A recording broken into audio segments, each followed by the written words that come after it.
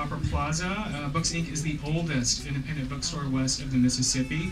We actually just celebrated our 160th anniversary this year. Thank you.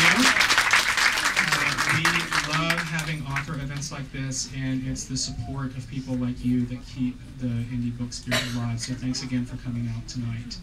Now, I'm sure you're all as excited to have Ree here tonight. When Ree was in her mid-20s, she left California seeking a new life in Chicago. A quick stop on the way in her childhood home in Oklahoma. There, her plans changed considerably as she met a drop-dead gorgeous, steely cowboy who became known as Marlboro Man. She fell hard and turned a corner in her life that led her to love, family, and a remarkable career as an author and blogger on PioneerWoman.com. Ree is the author of The Pioneer Woman Cooks, the upcoming children's book, Charlie the Ranch Dog, and she joins us tonight to celebrate the release of The Pioneer Woman, Black Heels to Tractor Wheels. Everybody, please give a big welcome to Ree Drummond.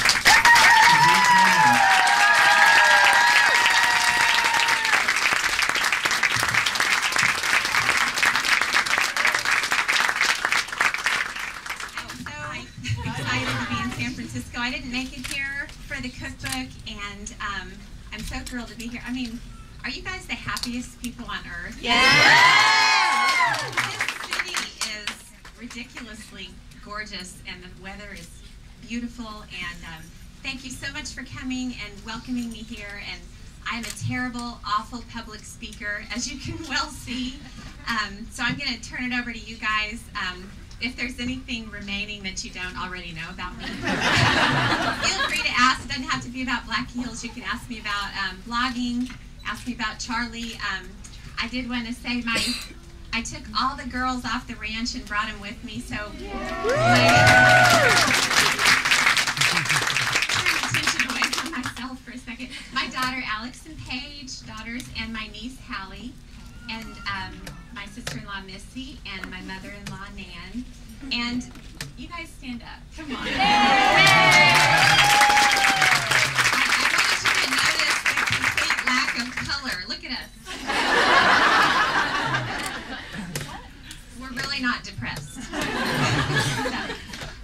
But I just, if I only had to pick one category of travel or trip to take, it would be to do book signings, because I really, laugh if you will, feel like you guys are my buddies, and I'm coming here to meet a bunch of friends, and you're so much less terrifying than, like, I just got here this morning, so I went straight to my hotel room and watched American Chopper. I'm just being honest, I have issues. I put on my yoga pants and watched American Chopper. So this is an interesting person you came to see tonight. Go ahead. Your recipes involve a lot of cream and butter and meat, and so I was wondering what your routine is to stay in the shape you're in. Are you working on the ranch a lot? Are you on the treadmill? Because if I ate that much butter and cream, I would not look like you. I run that ranch single-handedly. I mean, if it wasn't for me, that ranch would shrivel, isn't it, Missy? So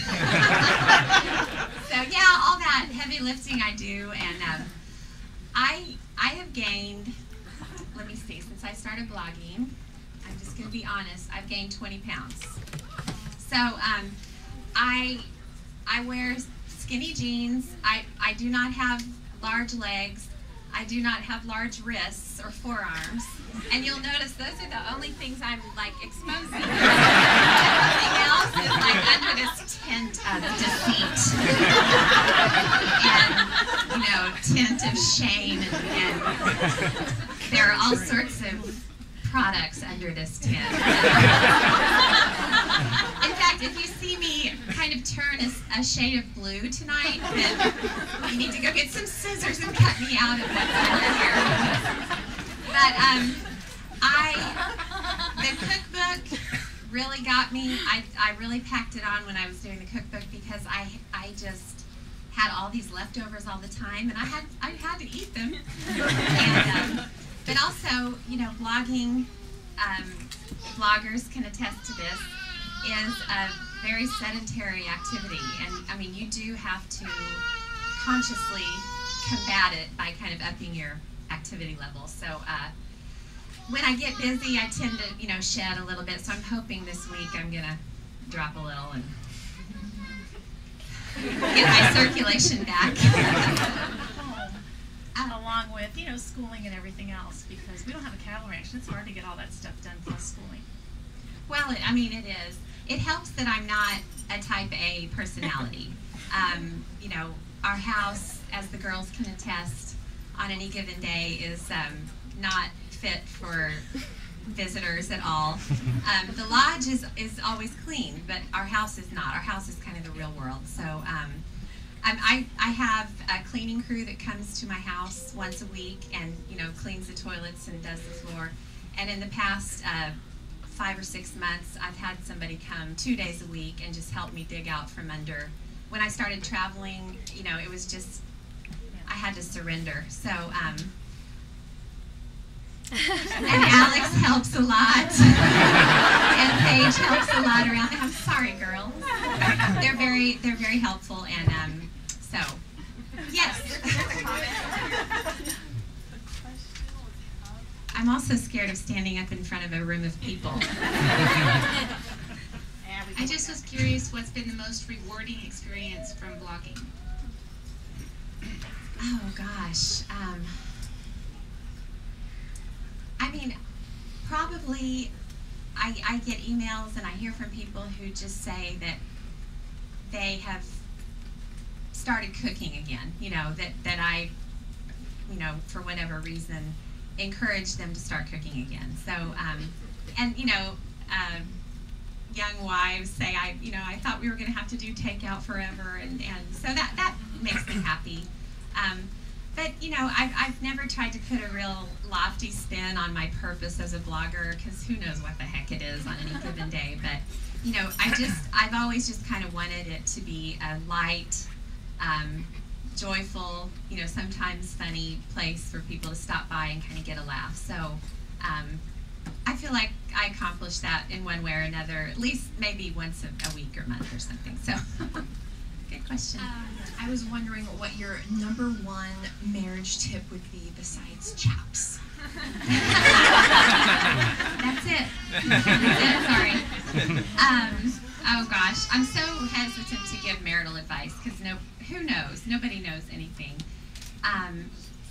The two things that have worked in my marriage, and marriages have two distinct personalities that aren't me and my husband, but generally speaking, I find it so much easier, if not just as easy, to wake up and kind of think about not what's he done now, and more, look what he's done for me this week, and how he supports, and how he fulfills me and completes me in different ways. So I think it's human nature for us to kind of think about how we're being wronged maybe, or stick up for our rights, but in marriage it's not about that. It's about kind of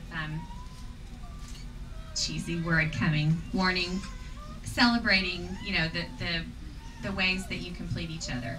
And I've always said marriage is not 50-50. It's 100%, 100%, because there are going to be times when your husband is beaten down and run down and needs you to be the strong one, and vice versa. There are going to be times when you're having a bad day, week, or month. So if you're both kind of giving it your all instead of I'll meet you halfway, then that's what works for us. So, amen. Oh, one other thing about marriage.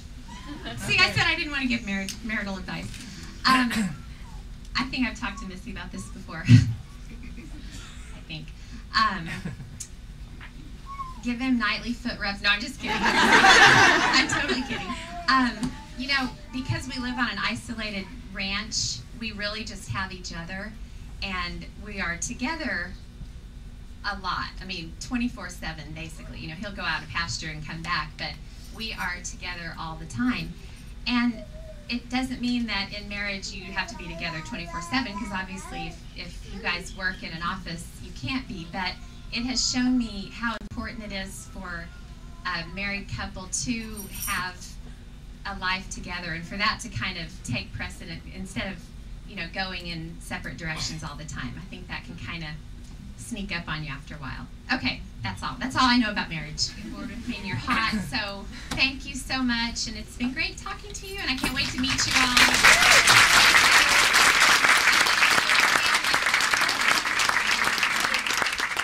Love The Pioneer Woman. We've been reading her blog for a long time and have had a great time sharing it as friends and with other friends and our moms and everything, and it's been really cool.